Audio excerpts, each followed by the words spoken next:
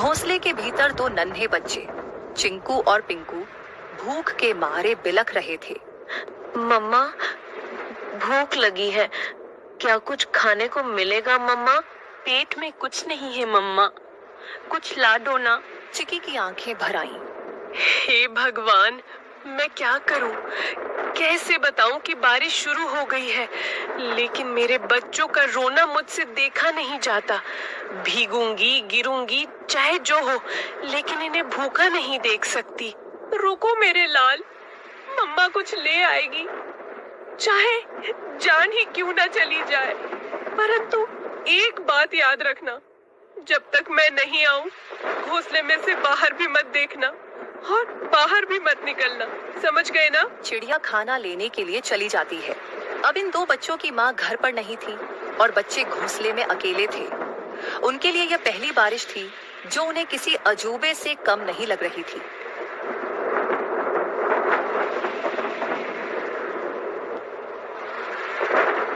चिंकू बार बार गर्दन बाहर निकालकर देख रहा था। अरे ओ पिंकू, सुन रे, ये क्या चीज ऊपर से टपक टपक गिर रही है? कोई रो रहा है क्या? पिंकू घोंसले के कोने में दुबक कर बैठा था। अबे मूर्ख, रोने की आवाज नहीं है ये, बारिश है बारिश, आसमान बरस रहा है। पर ये आवाज कितनी डरावनी है। और पानी, इतना सारा पानी कहाँ से आता है रे? मत देख बाहर, मम्मा ने कहा था बिजली चमकी तो घोंसले समेत भस्म हो जाओगे। चिंकू सहम गया। हवा के साथ पानी की बौछारें घोंसले तक पहुंचने लगी थी। दोनों भीगने लगे। मम्मा कब आएगी पिंकू? भूख लग रही है यार, और डर भी। पिंकू कुछ नहीं बोला। उसकी आंखों में चिंता थी। मम्मा ने कहा था कि अगर मैं देर से लौटूं तो घबराना मत, चुपचाप बैठे रहना। डर से बड़ा कोई शिकारी नहीं होता। चिकी चिड़िया को जंगल में कुछ गेहूं मिले।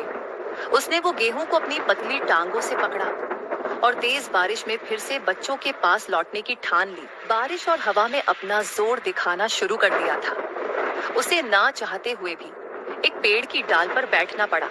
हे राम, बच्चे अकेले हैं, घोंसला खुला है और ये बारिश बढ़ती ही जा रही है।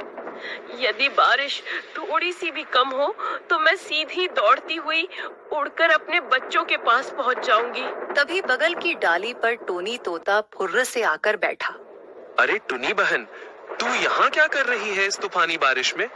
तुझे होश भी है कि बच्चे अकेले हैं? टोनी भाई, क्या करूं, उड़ नहीं पा रही, पंख गीले हो गए हैं। बहन, कल की बात बताऊं, मैं कबूतर बहन के घोंसले के पास से जा रहा था। क्या हुआ वहाँ?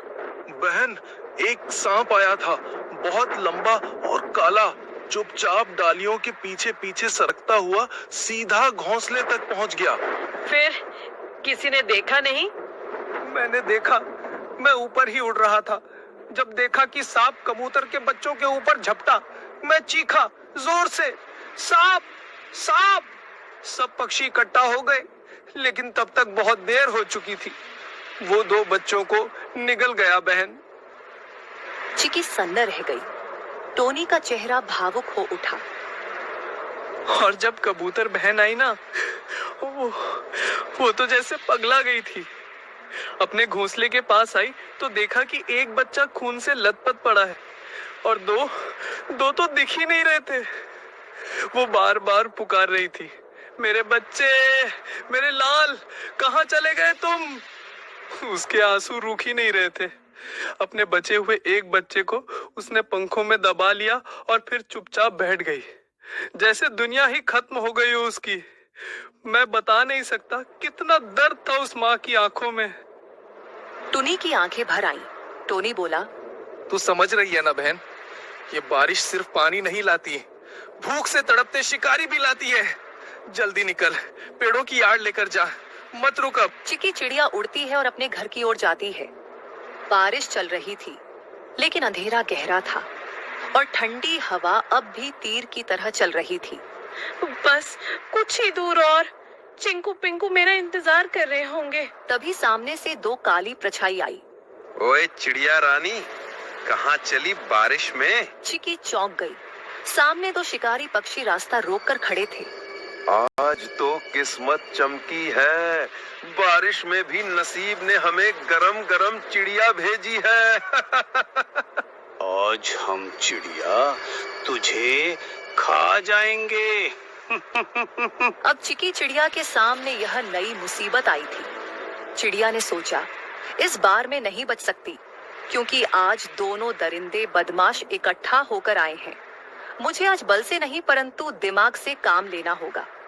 उसके दिमाग में एक आइडिया आया, जब दुश्मन को हराना हो तो उनमें फूट डालो, जिसे दुश्मन की ताकत आदि हो जाती है। तुम दोनों बहादुर शिकारी हो ना, और मुझे खाना चाहते हो ना, परंतु तुम दोनों में से जो सबसे बड़ा शिकारी और सबसे ज्यादा ताकतवर होगा वही मुझे खाएगा। मैं तो सबसे खतरनाक हूँ, पंखों से पंजे तक मौत हूँ, मौत। तेरी औकात नहीं मेरे सामने, मैं तो उड़ते परिंदे गिराता हूँ। तू मुझसे बड़ा शिकारी नहीं हो सकता। तो भेड़ो ना, दिखाओ असली ताकत। मुझे तो वही खा सकता है जो सबसे ताकतवर है। दोनों शिकारी जल उठे। कौवा उड़कर सुल्तान की ओर झपटा। सुल्तान ने पलटवार किया। सबसे पहले मैं तुझे खाऊंगा, फिर इस चिड़िया को। तू खा नहीं पाएगा कालू। दोनों एक दूसरे को नोचते हुए हवा में झगड़ते हुए नीचे गिर पड़े। दोनों की हालत खराब हो गई और बेहोश हो गए। चिकी इसी मौके का फायदा उठाते हुए चुपचाप वहां से जल्दी उड़ते हुए निकल गई। उसके मन में एक ही बात थी, बच्चों तक पहुंचना है, बस अब देर नहीं। चिंकू और पिंकू कांपते हुए बैठे थे। बारिश अब थम चुकी थी, लेकिन डर अब भी घोंसले में था। तभी हवा में एक जानी पहचानी गंध आई। चिंकू, मेरे पिंकू, मैं लौट आई। मम्मा, हम कब से राह देख रहे थे कि आप कब आएंगी। मेरे लाल, तुम दोनों ठीक हो ना? डर तो नहीं लगा? बहुत डर लगा मम्मा, बिजली भी चमक रही थी। चिंकू बार बार बाहर देख रहा था। मैं तो कह रहा था ना जल जाएगा। बेटा, कभी कभी डर जरूरी होता है, लेकिन बहादुरी ये है कि डर के बाद भी टिके रहो। तुम दोनों ने बहादुरी दिखाई। पंखों में छुपाए हुए गेहूं को निकालकर मजेदार खाना बनाया और बच्चों को दिया। बच्चों ने भूख के कारण खाना खा लिया। अगली सुबह बारिश तो रुक चुकी थी, लेकिन घोंसले में सन्नाटा था। सूरज की हल्की रोशनी घोंसले में पड़ी तो चिकी ने देखा, चिंकू एक कोने में पड़ा कांप रहा था। उसकी आंखें आधी खुली थी और शरीर तप रहा था। चिंकू, ओ बेटा, क्या हुआ तुम्हें? मम्मा, बहुत गर्मी लग रही है, पूरा बदन जल रहा है। हे भगवान, बुखार इतनी तेज, अब मैं क्या करूं? मम्मा, चिंकू को क्या हो गया? ये तो बोल भी नहीं पा रहा है ठीक से। चिकी ने खुद को संभालने की कोशिश की, लेकिन उसकी आंखों में आंसू भर आए। तू ठीक हो जाएगा बेटा, मम्मा यही है, कुछ करेगी, कुछ जरूर करेगी। उसने चिंकू को अपने पंखों में लपेट लिया। दिन भर वो उसके पास बैठी रही, चिंकू को साल भी दे दी। अगली सुबह जैसे ही सूरज निकला, टुनी को पिंकू की हल्की खांसी सुनाई दी। मम्मा, मुझे भी कुछ अजीब लग रहा है, सर भारी है। नहीं, अब तू भी? ये क्या हो रहा है मेरे बच्चों को? हे भगवान, मैंने कौन सा पाप किया? भूख मिटाने चली तो बारिश आई, बारिश में निकली तो शिकारी आए, और शिकारी से बचकर आई तो अब ये बुखार। क्या मेरी ममता की परीक्षा ले रहे हो तुम? पिंकू और चिंकू दोनों अब मम्मा के पंखों के बीच पड़े कराह रहे थे। चिकी का मन टूटा हुआ था, लेकिन आंखों में अब भी एक जिद थी। नहीं, मैं हार नहीं मानूंगी। मैं माँ हूँ, और माँ कभी घोंसले में बैठकर अपने बच्चों को यूं मरता नहीं देख सकती। अगर इनको बचाना है तो मुझे लड़ना होगा, बीमारी से भी, अकेलेपन से भी, और इस जंगल की बेरहमी से भी। लेकिन उसके मन में एक सवाल लगातार घूमता रहा, क्या ये कल सुबह मेरी गोद में होंगे? चिकी अपनी घोंसले से उड़कर जाती है। उसकी आंखों में नींद नहीं थी, सिर्फ चिंता। सिर्फ डर। वो सीधा टोनी तोते के पेड़ के पास पहुंची। टोनी भाई देखो ये क्या हुआ। अरे टुन्नी बहन, इतनी सुबह सुबह क्या हुआ? तेरी हालत क्यों बिगड़ी हुई लग रही है? मेरे दोनों बच्चे बीमार हैं टोनी। पहले चिंकू को बुखार आया, अब पिंकू को भी। रात भर तप रहे थे दोनों, मुझसे देखा नहीं जा रहा। कुछ कर यार, कोई उपाय बता। रुक, सुन, मुझे याद है जंगल के उस पार एक चूहा डॉक्टर है, बहुत समझदार। सब उसे डॉक्टर चिंटू कहते हैं। चल, अभी चल। बिना वक्त गवाए दोनों उड़ चले।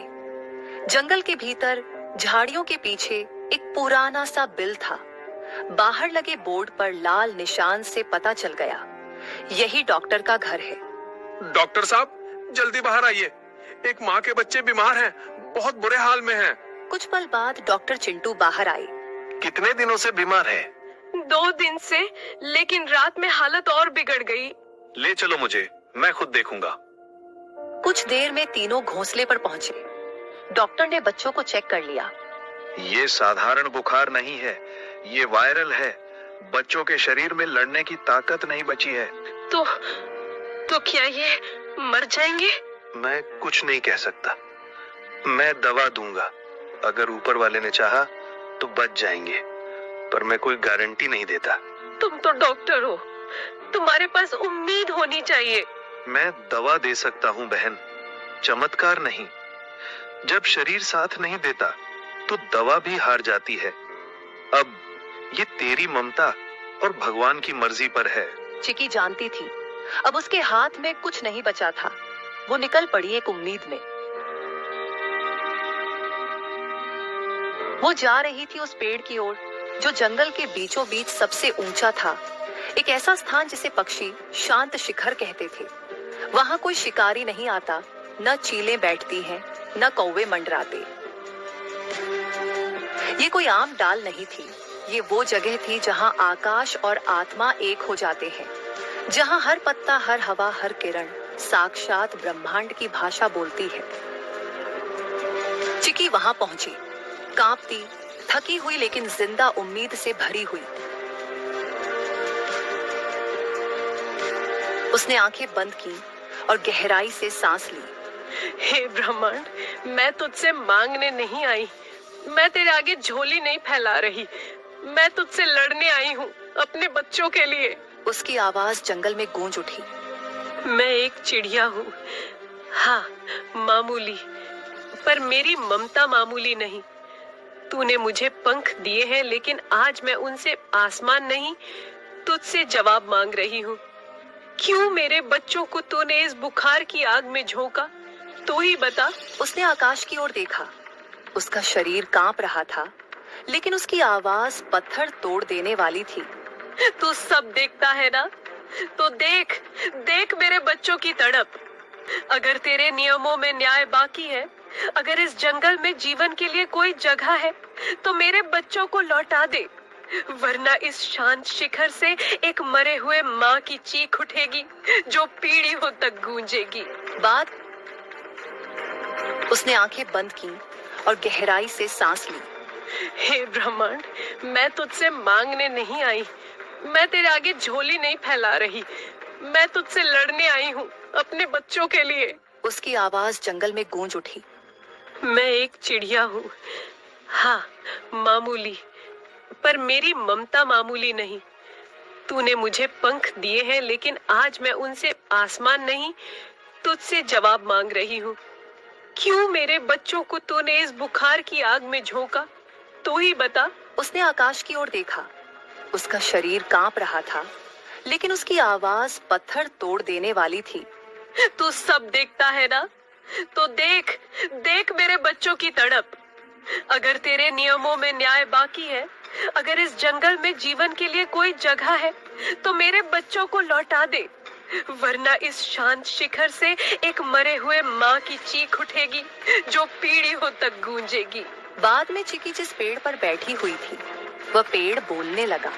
जाओ, अब देखो। वो उड़कर घोंसले की ओर लौटी। उसका दिल डूब रहा था। लेकिन उस डूब में एक अजीब सी शांति थी, जैसे प्रकृति ने जवाब दे दिया हो। जैसे ही उसने घोंसले में कदम रखा, वैसे चिंकू बोला, मम्मा पानी देना, मेरे होठ सूख गए हैं। चिकी खुश हो गई। अब उसके बच्चे बीमार नहीं थे। मेरे लाल, तुमने जवाब दे दिया, तुमने मेरी पुकार सुन ली। धन्यवाद है इस ब्रह्मांड का कि ऊपर वाले, मैं तुझे धन्यवाद देती हूँ जो तूने मेरे बच्चों को मुझे लौटा दिया। अगली सुबह दोनों बच्चे घोंसले के किनारे खड़े थे। आंखें चमक रही थीं, चोंच में ताकत लौट आई थी। चिंकू बोला, अब हम उड़ना सीखेंगे मम्मा। तुम दोनों बारिश से बचे, वायरल इन्फेक्शन वाले बुखार से बचे। अब तुम किसी से नहीं डरोगे।